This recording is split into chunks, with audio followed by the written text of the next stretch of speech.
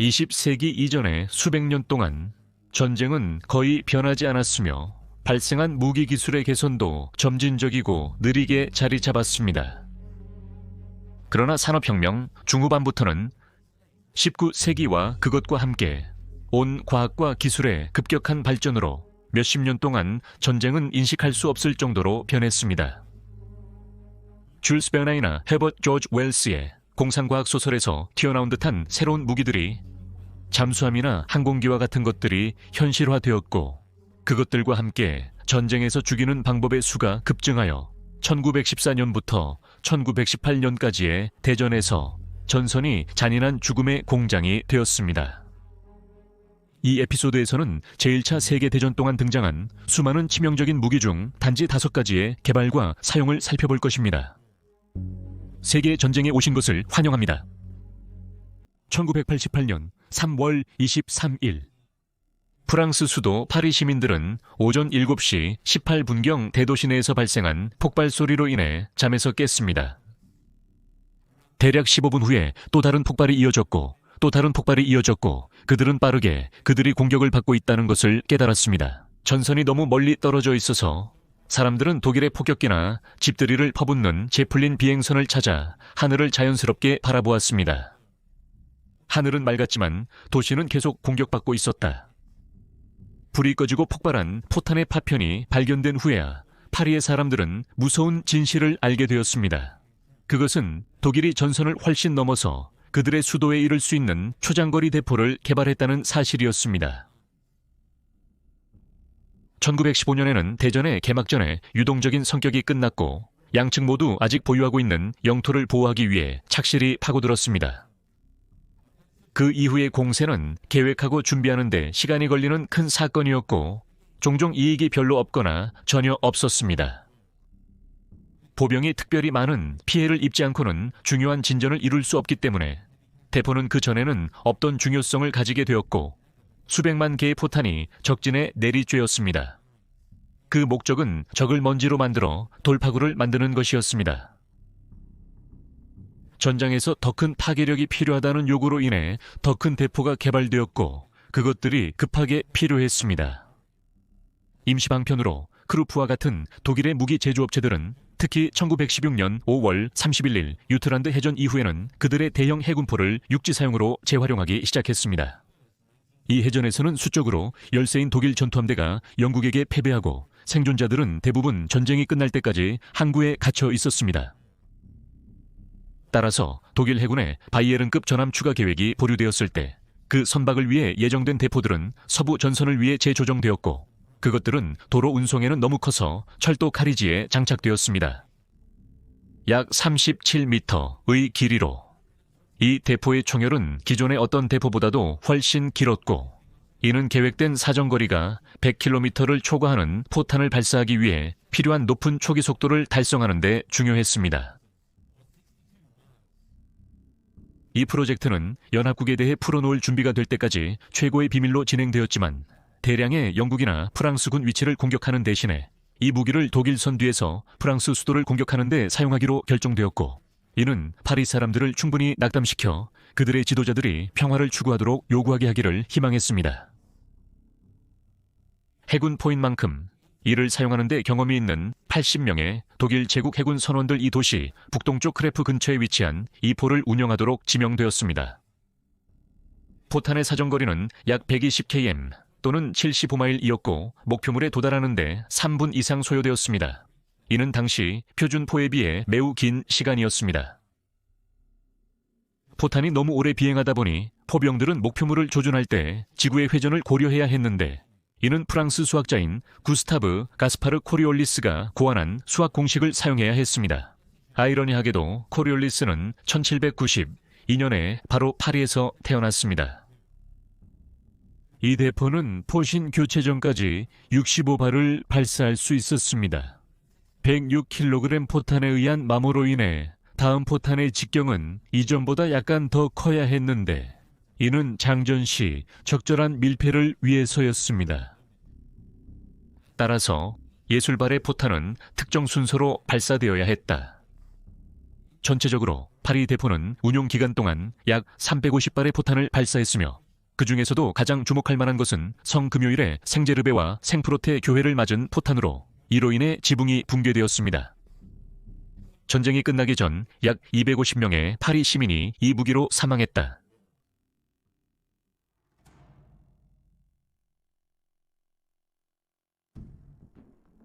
(1914년) 여름에는 가장 진보된 비행기조차도 기본적으로는 파워글라이더에 불과하고 겨우 조종사와 관찰자를 하늘로 데려갈 수 있을 뿐이었는데 대전쟁의 요구로 인해 항공기 기술이 얼마나 빠르게 발전했는지 상상하기 어렵습니다.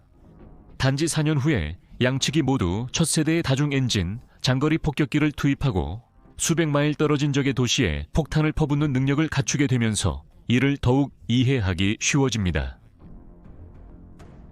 독일은 오래전부터 리에센 플룩스 또는 R 비행기라고 알려진 대형 비행기의 선구자였습니다. 새로운 기술에 뒤처지지 않기 위해 독일의 비행선 제조업체인 페르디난트 폰 제플린은 1913년에 영국 신문 데일리 메일이 제공한 상금에 격려되어 자신의 장거리 비행기 작업을 시작했습니다. 이 신문은 대서양을 가로질러 비행하는 첫 사람에게 10,000파운드를 제공했는데 이는 약 2024년 화폐로 140만 파운드 또는 170만 달러에 해당합니다. 이 연구는 당연하게도 1년 후에 군용 비행기에 적용되었고 1917년에는 제플린 스타르켄 회사가 인륙 작업을 시작했습니다. 그 구조는 당시 비행기와 유사했지만 주로 나무와 천으로 만들어졌습니다. R6의 크기는 당시에는 하늘의 거인이었으며 심지어 2차 세계대전 기준으로도 더 컸습니다.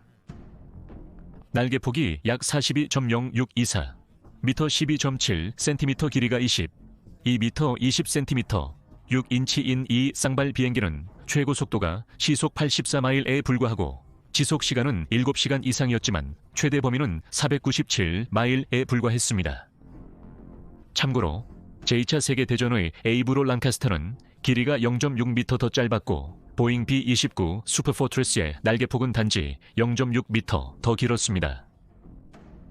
R6는 임무의 요구에 따라 7명에서 9명의 승무원을 태우고 있었으며 코, 등, 배의 방어 총 위치를 포함하고 있었습니다. 일부 항공기는 엔진 수리공이 조작하는 상단 날개 위에 추가적인 2개의 총 위치도 가지고 있었습니다. 당시 드물었지만 R6는 2명의 조종사, 항해사, 라디오 조작사를 위한 밀폐된 캐빈을 갖춰 편안함과 효율성을 높였습니다. 하지만 총 위치는 계속해서 날씨와 적의 포화에 노출되었습니다. 폭탄 운반 능력은 약사 1885.5kg 또는 2000kg으로 1917년식 항공기에게는 파괴적인 부하였습니다.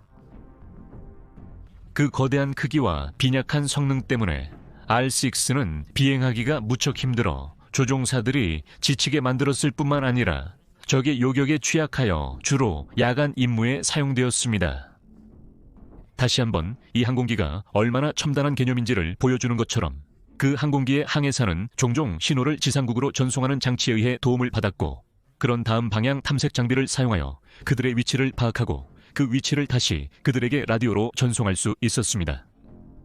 그 범위, 힘, 기술에도 불구하고 다행히 R6는 전쟁에서 단지 상징적인 역할만을 수행했습니다. 단 56대만 제작되었으나 영국 수도 런던까지 공습했습니다. 이는 R6의 치명성이 앞으로 일어날 일에 토대를 마련한다는 것을 의미하며 마치 다음 전쟁에서 벌어질 일을 불길하게 예측하는 듯합니다.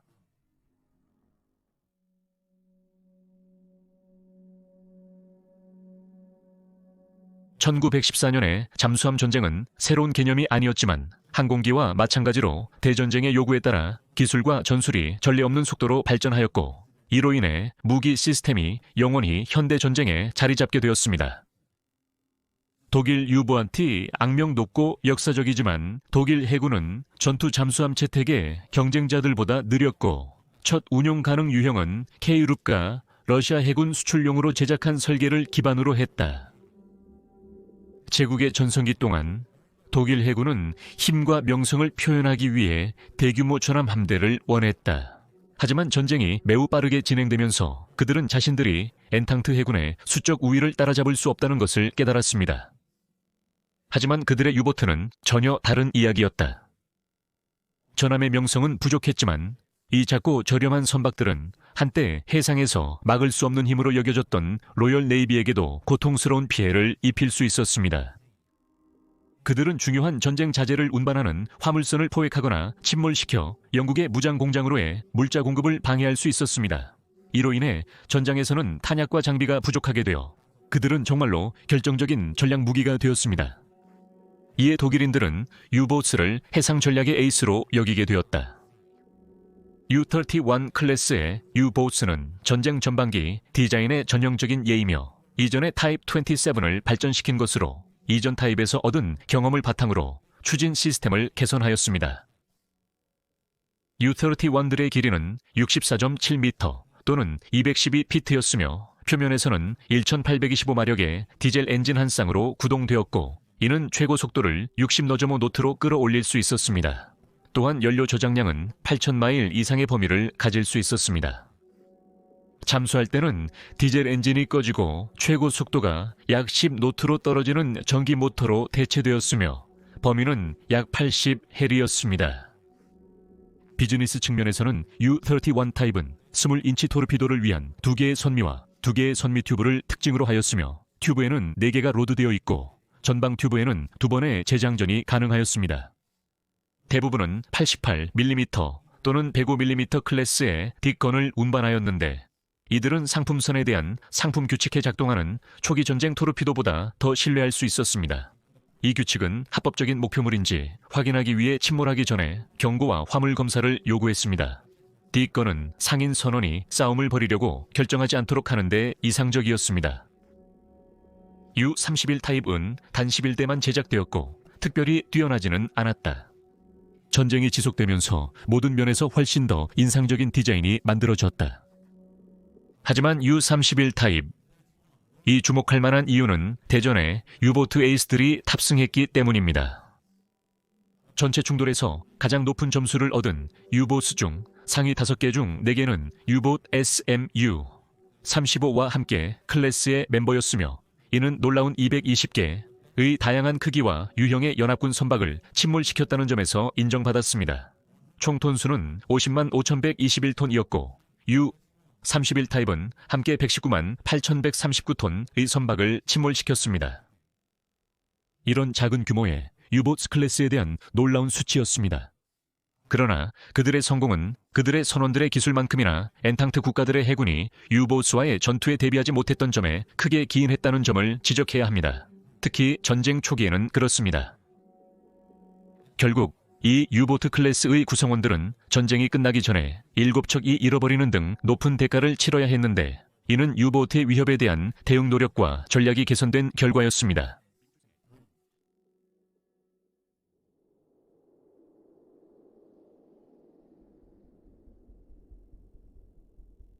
발명가 히람 맥심은 19세기 후반 산업혁명의 진정한 기업가였습니다.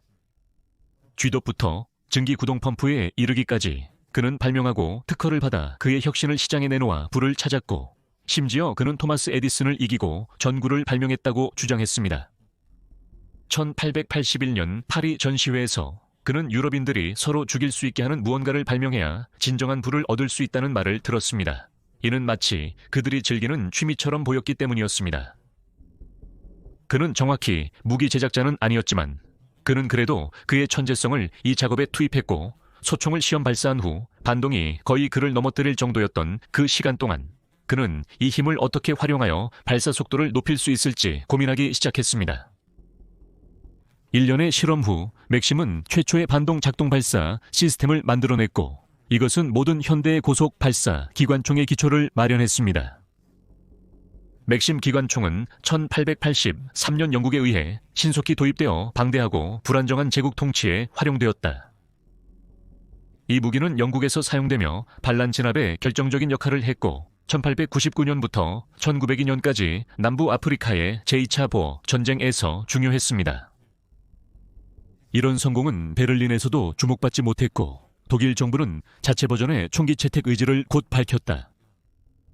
따라서 독일 제조업체 루드비히 로버는 맥심과 계약을 맺고 라이센스로 기관총을 생산하게 되었고 이로써 맥심은 유럽인들의 상호살상에 쓰일 무기로 돈을 벌게 되었습니다. 유럽 라이센스 생산이 완료된 시점에 독일인들은 개선된 유형을 수정하고 생산하였으며 이를 MG08라고 불렀습니다.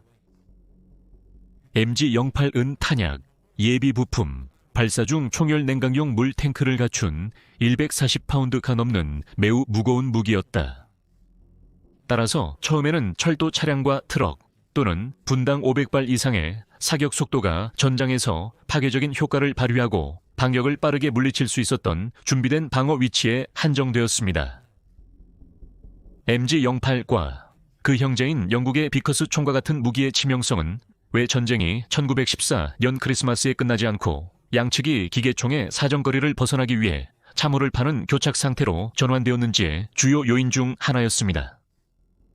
수천 개의 MG08 대량 생산으로 독일군은 전쟁 초반에 흔했던 대규모 보병 공격에 대비할 수 있었습니다.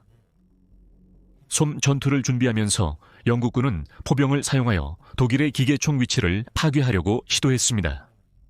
그러나 이 포격은 효과가 없었고 MG08는 단독으로 첫날에만 영국군이 입은 5만 8천 명의 사상자 중 많은 수를 차지했습니다. 전쟁이 진행되면서 MG08의 효과는 증대되었는데 이는 둘인 팀이 전진 병력과 함께 운반 가능한 경량화되고 기동성 높은 버전이 도입되었기 때문입니다. 이들은 적 위치 공격이나 신규 점령 영토 방어에 사용되었습니다. MG08-15이라고 불리는 이 가벼운 버전은 매우 빠르게 독일의 표준 기관총이 되었고 13만 개 이상이 생산되었습니다. 이 무기는 독일 조종사들에게도 채택되었는데 비행 중 차가운 공기로 총열 냉각이 가능해 워터 재킷이 불필요했습니다. 1918년에 보병용 공기 냉각 버전이 소량으로 시험되었는데 이는 더욱 이동성이 뛰어난 무기를 생산하려는 목표였습니다. MG08-18로 명명된 이 무기는 과열 문제를 줄이기 위해 더 무거운 총열을 특징으로 하며 필요한 경우 현장에서 새로운 것으로 빠르게 교체할 수 있었습니다.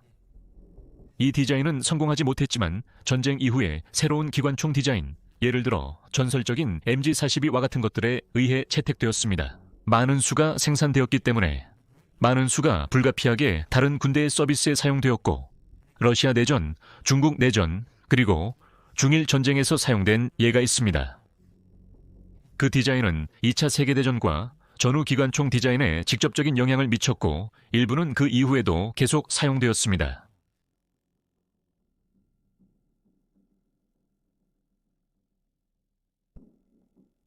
(1874년) 미국 일리노이 조셉 글리드는 시카고 고기 시장을 겨냥해 소를 키우는 농부였다.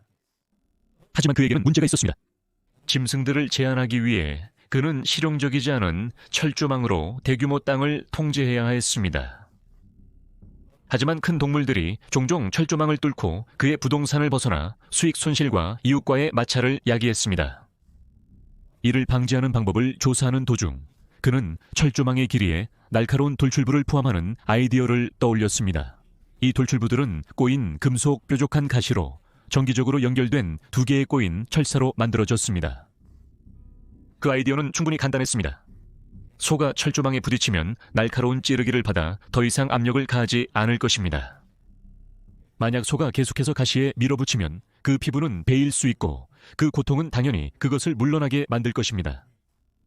글리든의 가시철사는 미국과 그 이상의 소 사육 산업을 혁명화했지만 그의 혁신이 40년 후에 수백만 명의 사람들에게 그렇게 많은 고통과 고뇌를 가져올 것이라는 것을 그는 알 수 없었습니다. 이 목록에서 가장 진보된 무기는 아니었을지라도 제1차 세계대전 동안 가시철사의 효과는 과소평가될 수 없습니다. 생산 비용이 저렴하면서도 적의 공격을 지연시키거나 심지어 중단시키는데 매우 효과적이었고 기관총과 대포와 함께 제1차 세계대전의 전투를 정의하는 교착 상태를 만드는 주요 요인 중 하나였습니다. 가시철사는 보병의 통로를 막는 것뿐만 아니라 병사들의 살을 찢어 전장의 불량한 위생 상태에서는 병이 생기게 하여 전투 중에 살아남았다 해도 병사를 싸움에서 제외시켰습니다. 비록 1914년에 가시철사를 무기로 사용하는 것은 새로운 개념이 아니었지만 1888년부터 영국군의 매뉴얼에서는 어떻게 가장 효과적으로 배치하여 위치를 방어할 수 있는지에 대한 지시를 제공하고 있었습니다. 대전쟁 동안 통로 사이에 폭발한 공간인 아무도 소유하지 않는 땅에서 제대로 자라날 수 있는 유일한 것은 거기에 놓인 가시철사의 양인 것처럼 보였습니다.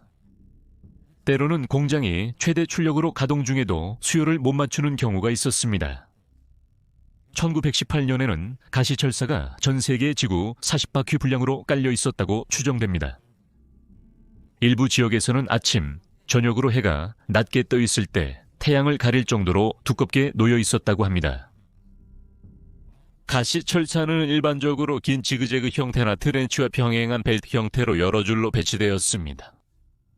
일부 철사 장애물은 무릎을 약간 넘는 높이였으며 공격자들을 넘어뜨린 후 포획하는 것이 목적이었고, 더욱 견고한 장벽은 때때로 1.83m 높이나 그 이상으로 설치되어 정면 공격을 방해하였습니다. 병력들은 종종 선을 고의로 뚫어 놓았는데 적군이 그 틈으로 돌진하면 숨겨진 기관총, 저격수, 지뢰에 의해 쓰러질 것이라 생각했기 때문입니다.